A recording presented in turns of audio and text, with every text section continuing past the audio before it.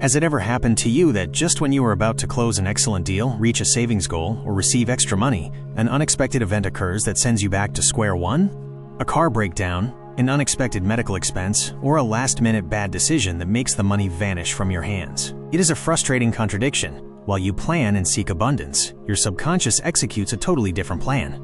Every time you try to take a financial leap, an invisible alarm is triggered. It's not bad luck, it's biology. To your brain, that money, which means freedom to you, represents danger to it. And in the battle between your desires and your instinct for self-preservation, your mind will always choose to keep you safe, even if that means keeping you broke. Welcome to this series, Millionaire Mentality, the never-before-revealed frequency to reach the level of abundance you so desire.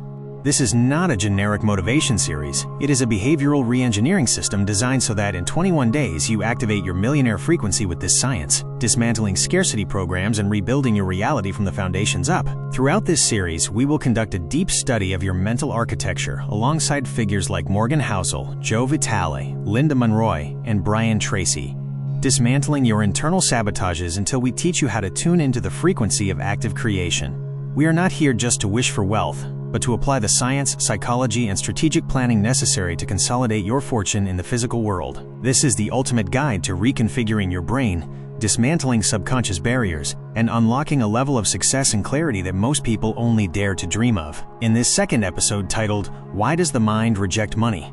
Identifying Internal Sabotage, we will learn to decode that hidden mechanism. We will discover how your mind's false protection protocol works and, most importantly, how to deactivate the alarm so you stop repelling prosperity. We won't use magic formulas, but rather behavioral science and the psychology of wealth, backed by the experience of figures like Morgan Housel, Joe Vitale, Linda Monroy, and Brian Tracy, who have cracked the exact codes that separate scarcity from abundance.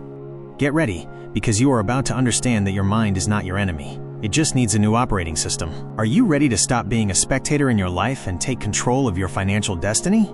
If this idea resonates with you, give me a like so this message reaches more people who, like you, are seeking their financial freedom, and share in the comments what that hidden fear about having money is that you decide to abandon today. Let's begin. The biological foundation, the reptilian brain, and the danger of success. To understand why we sabotage ourselves, we must take a trip to the past, to the time when our ancestors lived in caves.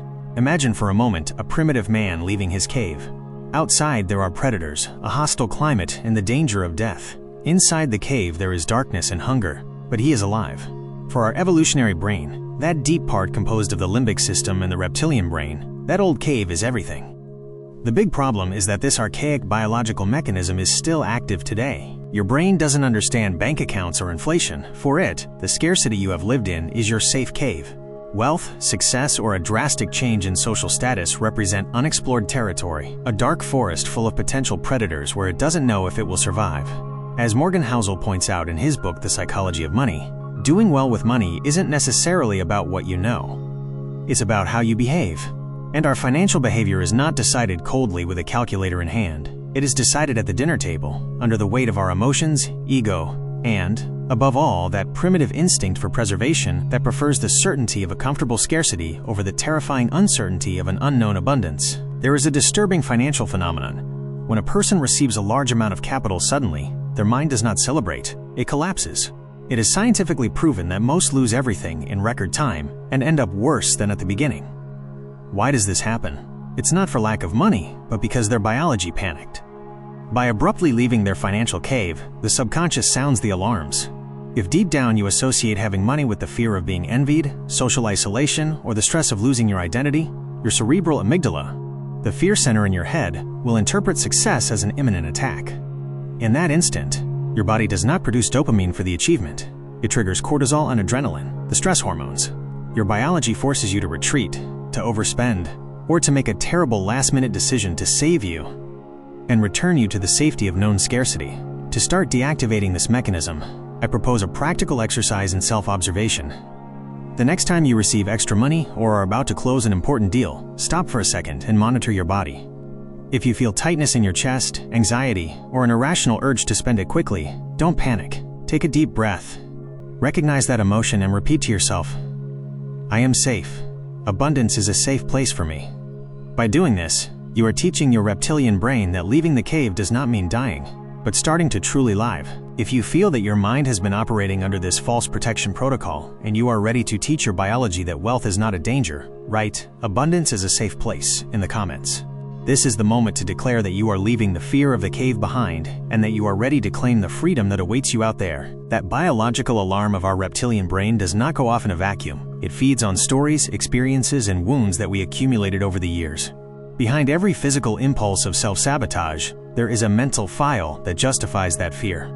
To turn off the cave alarm, it's not enough to understand our evolution as a species. We need to go one level deeper and examine the cartography of our own history. This is where we leave the terrain of primitive instinct to enter our next point, the psychological foundation, memories of pain and self-concept. If biology tells us about the survival of the body, psychology reveals the wounds of our history.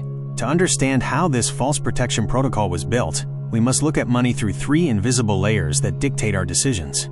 The first layer is made of our memories of pain. Joe Vitale often explains that money, in essence, is a neutral energy. It is completely clean. However, our memories of it are often deeply stained. Imagine a 7-year-old child who falls asleep listening to his parents screaming and crying in the kitchen because they can't pay the rent, or who experiences the painful separation of his family due to economic disputes. That child doesn't understand finance, but his mind registers a relentless equation. Money equals pain, rupture, and loneliness. Years later, that child becomes a hard-working adult seeking success. But every time money tries to enter his life, an internal saboteur blocks the door. It is not an enemy stopping you. It is that wounded inner child who, unconsciously, takes the financial helm to prevent you from suffering the pain of the past again. Upon those memories sits the second layer, deep-seated scarcity patterns inherited from our environment. Expert Linda Monroy emphasizes that we don't just inherit our parents' physical traits, but also their vibration and behaviors regarding scarcity. We grow up hearing sentences repeated like commandments. We are humble but honest people. Money changes people. Or, it is easier for a camel to go through the eye of a needle than for a rich person to enter the kingdom of heaven. These phrases are not harmless. They act as true identity barcodes tattooed into the subconscious. An invisible loyalty to the family clan is generated. To your mind, prospering and becoming a millionaire feels like a betrayal of your own, an act of arrogance that will get you expelled from the group. The ancestral fear of social rejection immediately activates self-sabotage. You prefer to stay in lack to continue belonging and feeling accepted by those you love. These two layers give shape to the third and most definitive barrier, your financial self-concept. Personal development master Brian Tracy explains this through the law of correspondence, which stipulates that your outer world will always be an exact reflection of what is happening in your inner world. We all have a mental money thermostat. Think of an air conditioner in a room. If you program it to 72 degrees Fahrenheit, it doesn't matter if it's a scorching 100 degrees Fahrenheit outside or intense cold. The system's valves will work to keep the environment exactly at the set temperature. The same happens with your finances. If your subconscious thermostat is programmed to earn and retain a limit of $1,000 a month because that is the temperature where you feel safe and faithful to your history, the system will operate with mathematical precision. If by a stroke of luck, an excellent business deal, or an unexpected bonus your income rises to $5,000, your mind will panic due to the excess heat. Immediately, it will look for a way to cool the room. That mechanical breakdown will appear. You will lend money to someone you know won't pay you back, or you will make a bad decision to get rid of the surplus and return to the known temperature of your comfort zone. To break this cycle, I invite you to apply a practical strategy that Tracy and Vitale recommend for reprogramming your thermostat, the financial mirror exercise. Take a piece of paper and write down the exact figure that you find hard to exceed or that slips through your hands. Next to it, write the limiting phrase you heard in your childhood that sustains that number. Then, consciously cross out that old belief and write your new declaration of identity. For example, money is a clean tool that allows me to bless my family and expand my well-being. My new financial temperature is $5,000 a month and I am ready to sustain it. By writing it and repeating it daily with conviction, you are not only cleaning the stains of the past, but you are raising your mind's thermostat toward true wealth. If you are determined to break those invisible loyalties to scarcity and are ready to raise your mental thermostat, write, "I accept my new financial level" in the comments. By doing so, you are breaking the old barcodes of lack and declaring that you are ready to sustain the abundance you deserve by right. Reconfiguring that mental thermostat is a crucial step, but you must be prepared because your mind will not sit idly by while you try to raise the temperature. To anticipate this counterattack, let's analyze the mechanism of sabotage, the three false associations, and discover the traps your subconscious is using against you. Once biology triggers the alarm and psychology defines our thermostat, the mind needs to justify its actions. To achieve this, it constructs arguments that seem logical but are actually deadly traps for your prosperity. They are the three false associations, three mental short circuits, where your subconscious confuses wealth with the destruction of your life. While you listen to them, I invite you to do an honesty check and identify which of them has been governing your finances from the shadows. The first is the loss of security. It is an incredible paradox. You seek money to have peace of mind, but your subconscious mind is convinced that wealth will take it away. This is where trench thinking kicks in, an internal voice whispering, if I have money, they will envy me, they will rob me, they will scam me, or people will only come near me out of interest. Therefore, to be safe and live in peace, it's better to have nothing. Imagine you buy the car of your dreams. Instead of enjoying the comfort, status, and pleasure of driving it, your mind fills with anxiety thinking it's too much for you, that you don't deserve it, or that if you crash it or it breaks down, the repair will be extremely expensive. You prefer to keep walking, economically unprotected, just to avoid the stress of sustaining and caring for that asset. Every time you are about to consolidate capital, your mind causes an unforeseen expense or a bad investment, simply to get rid of the loot it considers dangerous and return you to the safety of known vulnerability. The second trap is the loss of values, a subconscious ethical conflict that destroys empires before they are even built. This association feeds on the cultural and cinematic narrative where the rich person is always the greedy, ruthless, and corrupt villain, while the protagonist is poor, virtuous, and noble. Your subconscious absorbs this and generates a relentless decree. To have a lot of money, you have to be a bad person, selfish, or step over others. Since you consider yourself a good, honest person with firm values and a big heart, your mind enters a moral crossroads. To protect your integrity and your goodness, the brain sabotages your business deals or your promotions. It keeps you on the side of those in need because, in its distorted logic, scarcity is the price you must pay to preserve your spiritual purity and human quality. The third and deepest trap is the loss of identity, the visceral fear of ceasing to be you. Humans have a biological need for belonging. Since ancient tribes, being expelled from the group was equivalent to certain death. If you have grown up and developed within an environment, family, friends, community, where the daily struggle for money is the norm, that struggle becomes your social fabric. It is what unites you to them, complaining about the economy over Friday coffee, sharing the frustration of debts, uniting in the effort. The mind associates wealth with exile and warns you, if you stop having needs, I won't know who you are anymore, you will lose your roots, and you will no longer fit in with your friends or the usual family. The fear of loneliness and misunderstanding from those you love is so devastating that you prefer to sabotage your income and stay at the same financial level as your environment, just to not lose the right to sit at their table and remain one of us. To deactivate these traps, your task is to isolate the mental virus. Identify which of these three losses generates the most hidden fear in you: security, your values, or your identity. Once you detect it, disarm the association by giving your brain a new command through a power question. If your trap is the loss of values, ask yourself, how many more people could I help if I had an economic surplus every month? By changing the focus, your mind begins to understand that money does not destroy your values. It becomes a megaphone that amplifies the goodness that already lives within you. If today you have managed to identify which of these short circuits has been holding back your prosperity, and you are ready to disarm that subconscious lie, write "I break the mental short circuit" in the comments. By doing so, you are consciously choosing to isolate the sabotage virus and reclaim a financial path where wealth lives in perfect harmony with your peace, your values, and your identity. Recognizing the trap you were falling into and breaking that mental short circuit is the first great step to freeing yourself. However, it's not enough to know where the error in the system is. Now it's time to take control, reset the software, and rewrite the rules of the game once and for all. Let's move on to reprogramming the correct protocol, the final leg of our journey. It is very likely that you feel a mixture of wonder and frustration realizing how many times you have sabotaged yourself. However, the fundamental premise you must embrace from today forward is compassion instead of guilt. It is time to stop punishing yourself, to stop thinking there is something broken in you or that you are destined for scarcity. Your mind hasn't been acting with malice. It has been operating like an overprotective bodyguard who, at the slightest noise, pushes you to the ground to save you from a shot that never existed.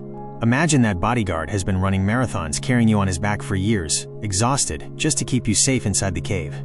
The first step to reprogramming your protocol is not to eradicate that guardian, but to embrace him with gratitude. Stop the internal war. Take a deep breath and consciously repeat to your mind, "Thank you for taking care of me for so long. I recognize your effort to protect me, but today the danger is no longer real. Today, money does not mean threat, pain, or loneliness. Money means freedom, peace, and security for me and those I love." By replacing reproach with compassion, the cerebral amygdala relaxes, the biological alarms turn off, and the subconscious, for the first time, lets down its guard. Once the system is calm, it's time to install the new software through two actions.